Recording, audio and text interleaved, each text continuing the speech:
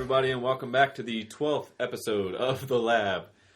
Sitting with me here is Brandon Wierig, and today we will be interviewing Alex Trotter on powerlifting. We put up a little post earlier this week just to kind of get a few questions from you guys. So we'll start off with some of those. We'll probably make this another quick episode, kind of like what we did with Brandon. So let the grilling begin. All right. So, Trotter, number one. Mm-hmm. Explain accommodating resistance and benefits versus progressive overload.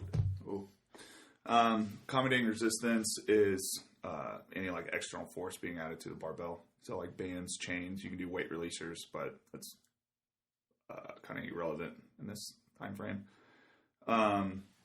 They add like an overload to the band, so you can train at a higher percentage at the top while being able to recover with the actual barbell. Like when it's down in the hole, you're going to get less resistance kind of thing. And then teach you to explode like through the entire movement. It helps shorten the sticking points, if you will, or exposes them in a more drastic manner. So you can train those appropriately in your accessories. Are there any downsides to band training? Yeah, your central nervous system takes a bigger hit.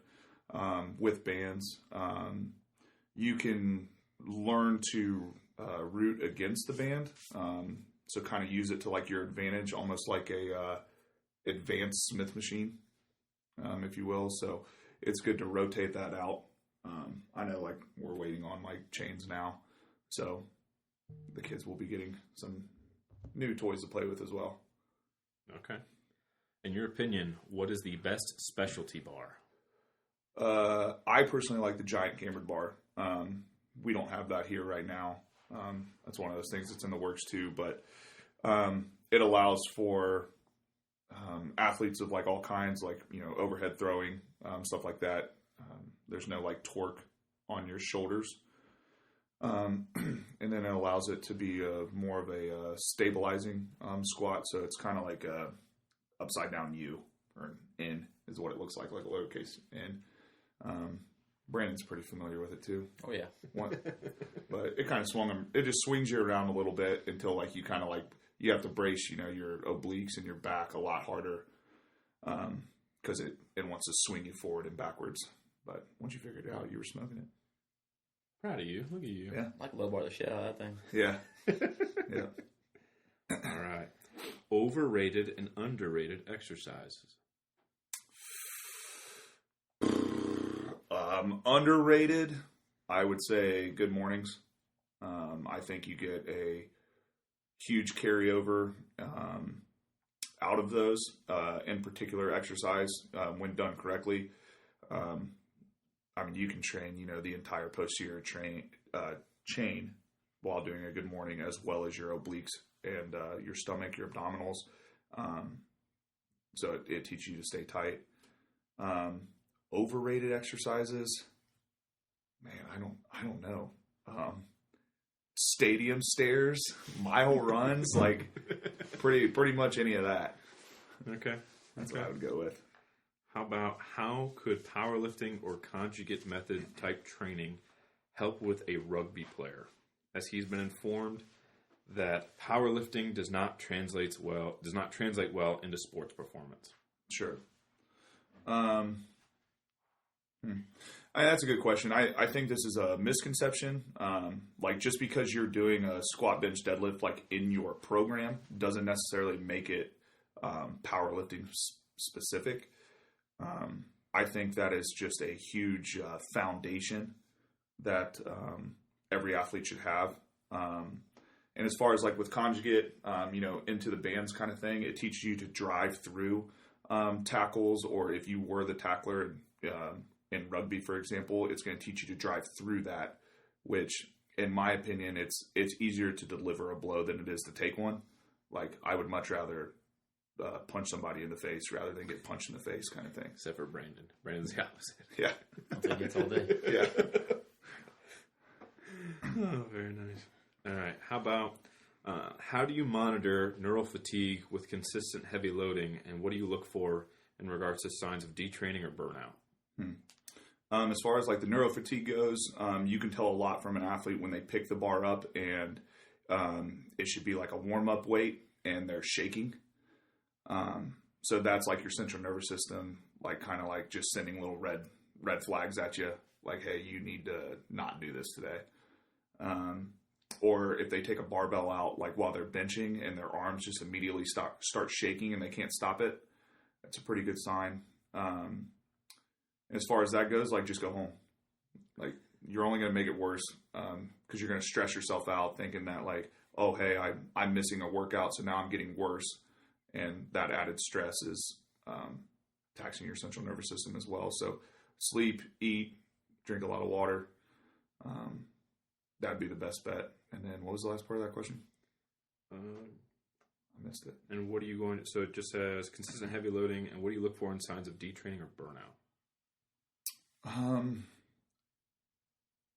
Burnout's more of a body language, in my opinion. I think it's very hard mentally to stay in that zone, if you will, for like long periods of time. Like, especially if you have like, say you're doing a 10-week training block and you miss 4 lifts like 4 weeks in a row, then, you know, all of a sudden you're rethinking everything, and rather than just sticking to the plan and seeing what happens in the end. I think that's this generation, I guess, is a lot of like program hopping. So as soon as something goes wrong, they're like, oh, well, this program's not for me. I got to go to something else. So, okay. Last one of my list, then I'll let Brandon take over. How can you effectively apply West Side conjugate powerlifting principles to CrossFit training without losing aerobic capacity? That's the other thing as far as like with conjugate goes. They just associate it being with powerlifters and like just fat, out of shape powerlifters. But like in general, you know, like we have very short rest periods. So you can do that as well in the CrossFit style. You know, there's Louis, he's done seminars before explaining for CrossFit on how to apply that. So you can do, you know, singled over bands on any of your clean movements, any of your jerks, stuff along those lines. That's what I actually did with Jim Drake when he was stuck on a 225 hang clean, I believe. And I set him up with bands, taught him just like, because you got to pull with a greater force to overcome that sticking point that the bands are, you know, trying to pull you down. And I think it took him maybe 20 minutes. And then all of a sudden, took the bands off, he ripped 225 off the ground. So you can apply it like that. And just being disciplined. I mean, just you can do your normal WOD, add a band to it. Try to make it through on the whatever it's called, the RX thing, not the, I don't know what the terminology is. I know what you mean. Yeah. The RX prescripted workout. Yeah. Okay. All right, I want to give you a lift and then a sticking point, and then just give me like 2 or 3 exercises to overcome them. We're going to go squat and then in the hole. In the hole? Yeah. Ultra wide, like for our examples or our athletes, put your feet against the power racks and go to, let's say the athlete's 6 foot. Go have the athlete have their feet touching touching the rack. They got to squat to a box, 12-inch to 14-inch box. They got to do that for like 3 sets of 20, adding weight per. So you're essentially doing a deficit squat. Most likely, they're probably bending over while in the hole. So like they're missing in the hole right there. So I would add in good mornings. Heavy, like as in a 8 to 12 rep max. And then a lot of hamstring curls. Let's go when you start failing about 3/4 of the way up. On the squat? Yep. Okay, that's usually like a transition period from like your glutes and your low back from the hamstring. So I would do a lot of demos. You could even take it to like your sticking point as far as the box. You can set the box height right to your sticking point and overcome it from there. And sled walks for that spot. Bench press off the chest. That's usually shoulders and your pecs. So you're going to want to do like a lot of dumbbells for sets of 20, 25, and you want to go like as heavy as you can, like you should be failing at that 20, 25. Try to repeat that same weight for multiple sets. Deficit push-ups would be a great one as far as that goes as well. So you'd have your hands on a pair of 25s or a pair of 45s, go all the way down till you touch your chest. So kind of like a deficit bench. Bench lockout? That's triceps all day. You could do like heavy 3 boards, heavy 4 board with just bands. And then what you would want to do is almost like press towards your toes while you're laying down. That's going to engage like all 3 of your triceps heads. Let's go deadlift, and we'll stay anything below the kneecap. Do deficits as well on that.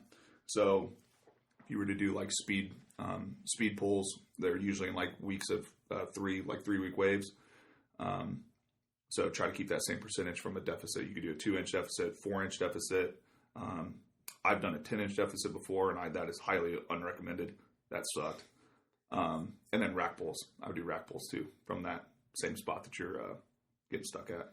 And last one, anything above the kneecap. Demos, belt squat, like belt squat marches. Glute bridges is a great one too, which is essentially like a demo. Yeah. You just need more glutes and low back. All right, dang. Holy cow. That was pretty good. All right, guys. Well, we hope you enjoyed this quick little speed round of questions with Alex Trotter. If there's anything you guys want us to elaborate on, either from Brandon's interview or from Alex's interview, leave us a message or send us a comment. We'll get back to you. But we'll see you guys next time.